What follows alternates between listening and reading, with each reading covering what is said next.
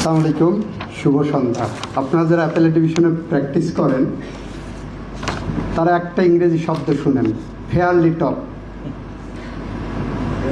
যখন আপগ্রেডেশনের জন্য যান, অনারেবল চিফ জাস্টিস বলেন ফেয়ারলি টপ। তো আমাকে রুহুল কুদ্দুস কাজল সাহেব ফেয়ারলি টপে দিয়ে দিয়েছেন। ওনার আগে আমাকে বক্তৃতা দেওয়ার জন্য গ্রেটফুল। আজকের এই মহেন্দ্রক্ষণ বলবো 1965 সালের থেকে বাংলাদেশ বার কাউন্সিলের প্রফেশনাল ডেভেলপমেন্টের জন্য যে কার্যক্রম হাতে নেওয়া হয়েছিল সেটা কখনো আলোর মুখ দেখেনি। 1969 সালে এসে আরেকবার উদ্যোগ নেওয়া হলো, এটা কিন্তু বার কাউন্সিল আইনেই আছে, সেটাও আলোর মুখ দেখেনি। ফাইনালি 6 দশক পরে, 60 বৎসর পরে, 5 যুগ পরে আমরা এই উদ্যোগ নিতে পেরেছি। বাংলাদেশ বার কাউন্সিলের বর্তমান কমিটি উদ্যোগ নিতে পেরেছে। এই কারণে টিম বার কাউন্সিলকে অসংখ্য ধন্যবাদ জানাচ্ছি। আজকে মাননীয় প্রধান বিচারপতি এরকম একটি গুরুত্বপূর্ণ মহেন্দ্রক্ষণে আমাদের সাথে প্রধান অতিথি হিসেবে উপস্থিত আছেন। ওনাকে আমাদের মাঝে প্রধান অতিথি হিসেবে পেয়ে নিজেদেরকে ধন্য মনে করছি। আমরা আনন্দিত, আমরা গর্বিত, আমরা উদ্বেলিত আপনার এই উপস্থিতিতে। আমাদের 3জন গণপ্রজাতন্ত্রী বাংলাদেশ সরকারের 3জন মাননীয় উপদেষ্টার উপস্থিত থাকার কথা ছিল। মাননীয় প্রধান উপদেষ্টা মহোদয় জাতীয় গুরুত্বপূর্ণ, বিশেষ করে আর্থকুয়েকের উপরে জরুরি একটি বৈঠক ডেকেছেন 4:30টায়। ওনারা ওখানে আছেন, কিছুক্ষণের মধ্যে হয়তো আমাদের সাথে চা চক্রে জয়েন করবেন একজন অন্তত, সেটা আমাকে জানানো হলো। আমরা সেই কারণে ওনাদেরকে মিস করছি আজকের প্রোগ্রামে। বিশেষভাবে ধন্যবাদ জানাচ্ছি সিপিডির যে টিম, এহসানুল হক, নাশিদ রহমান, রাসেল শাহরিয়ার, তাদেরকে ধন্যবাদ জানাচ্ছি। ব্যারিস্টার তাসনুভা শেলি, যিনি পিএলডিকে মানপত্রের আলোকে একই আদলে আমরা ডিজিটালাইজ করেছি। বিএলপি যতগুলো সংখ্যা, প্রত্যেকটা সংখ্যা এখন ডিজিটাল বিএলডি হিসাবে আপনারা পাবেন। আপনার মোবাইল থেকে ক্লিক করলে আপনারা এটা পেয়ে যাবেন।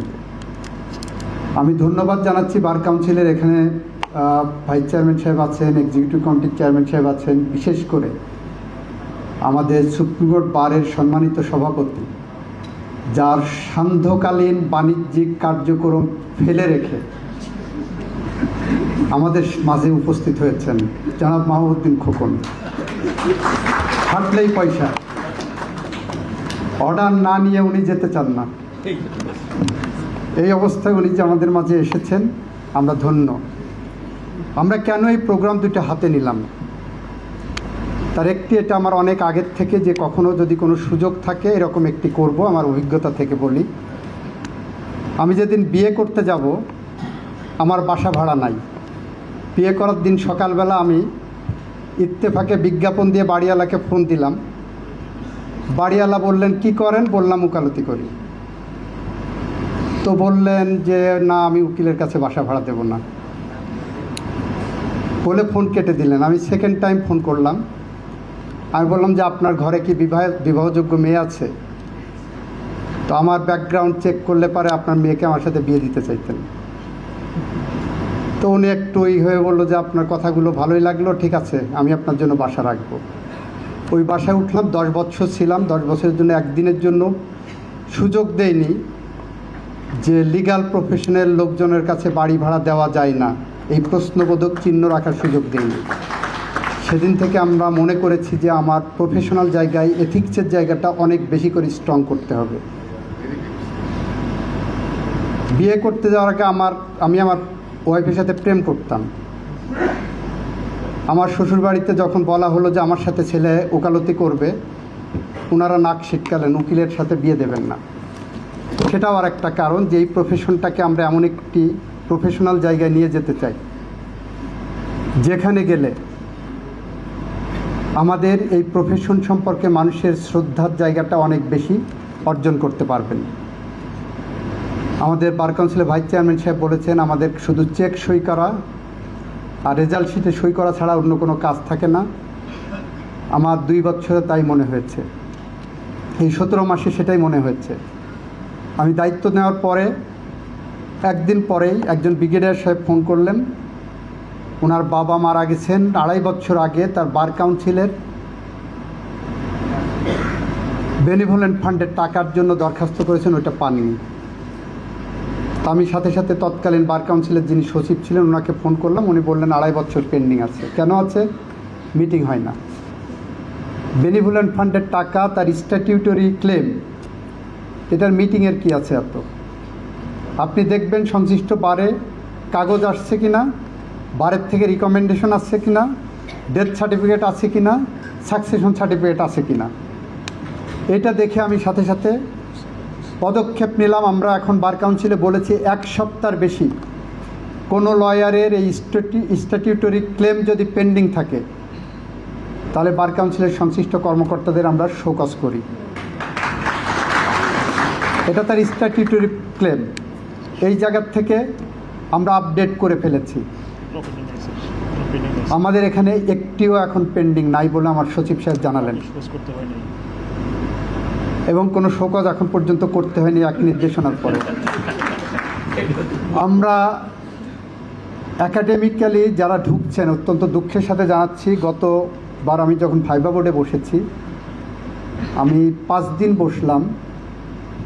5 দিনে সর্বসাকুল্যে ব্যারিস্টার এবং পাবলিক ইউনিভার্সিটি থেকে পাশ করা সংখ্যা 20 জনের বেশি আমি পাইনি সর্বসাকুল্যে। বার কাউন্সিল পরীক্ষা সিস্টেমকে পরিবর্তন করার এখন সময় এসেছে। ইতিমধ্যে আমরা এনরোলমেন্ট কমিটিতে আলোচনা করেছি।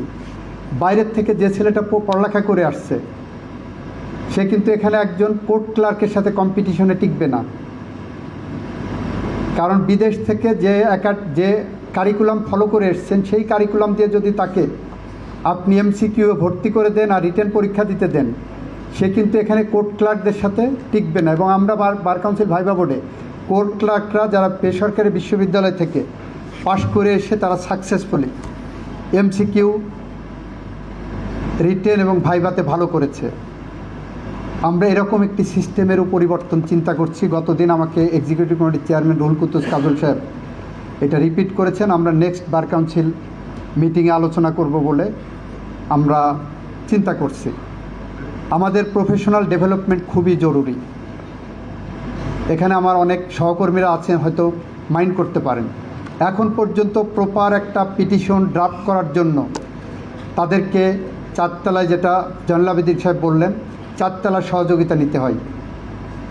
ইন্ডিপেন্ডেন্ট 10 বছর 15 বছর প্র্যাকটিস হয়ে গেছে, ইন্ডিপেন্ডেন্টলি একটা প্রপার গ্রাউন্ড এখন পর্যন্ত আর্টিকুলেট করতে পারছেন না।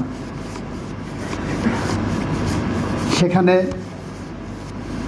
মিস্টার জাস্টিস সৈয়দ রেফাত আহমেদের ইংরেজির সামনে দাঁড়িয়ে আপনারা প্র্যাকটিস করবেন, আপনাদের সেইভাবে প্রস্তুত নিতে হবে। আগামী দিনে, আগামী শতাব্দীতে, আগামী দশকে বাংলাদেশের লিগ্যাল প্রফেশন অনেক বেশি চ্যালেঞ্জিং হবে। এআই আসছে, আপনি যে কোনো প্রশ্নের উত্তর এআইকে দিয়ে আপনি নিয়ে নেবেন, কিন্তু ইনডেপথ স্টাডি করা যেটা বোঝায়, একজন লয়ার হওয়ার জন্য যে দক্ষতা দরকার, সেই দক্ষতা দিনে দিনে ক্ষয়িষ্ণু ধারায় যাবে বলে মনে হচ্ছে।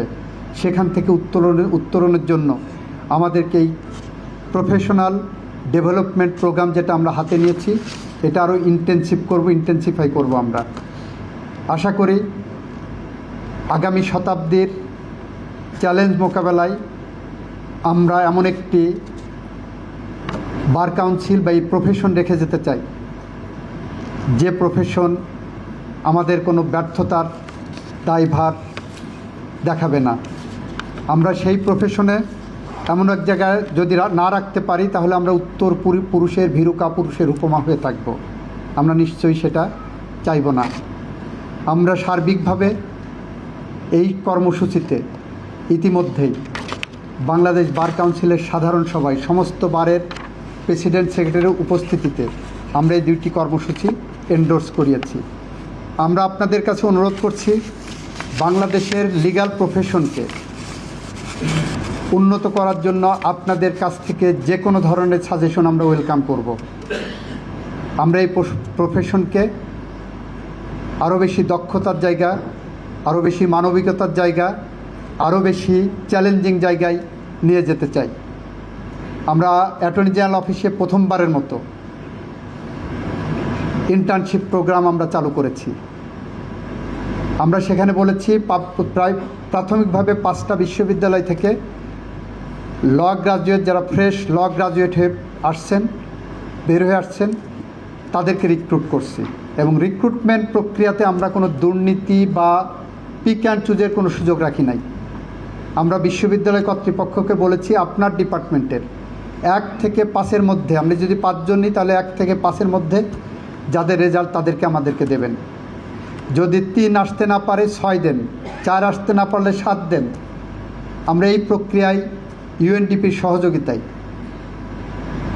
আমরা প্রথমবারের মতো ইন্টার্নশিপ প্রোগ্রাম চালু করেছি। আমাদের টার্গেট, প্রতি বছর যদি আমরা 200 ইন্টার্নসকে এইভাবে একদম ক্লোজলি হাতে কলমে শিখিয়ে দিতে পারি, এই ইন্টার্নরাই জুডিশিয়ারিতে যাক, কর্পোরেট সেক্টরে যাক, প্রফেশনে আসুক, সমস্ত জায়গায় যে কারোর থেকে ভালো করবে বলে আমাদের প্রত্যাশা থাকবে।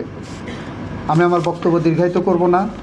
অধীর আগ্রহে ডিকশনারি খুলে নিয়ে, কম্পিউটারে ডিকশনারি খুলে নিয়ে বাংলা এবং ইংরেজির মনোমুগ্ধকর বক্তব্য শোনার প্রত্যাশা রেখে আমি আমার বক্তব্য শেষ করছি। খোদা হাফেজ, আসসালামু আলাইকুম, সবাইকে ধন্যবাদ।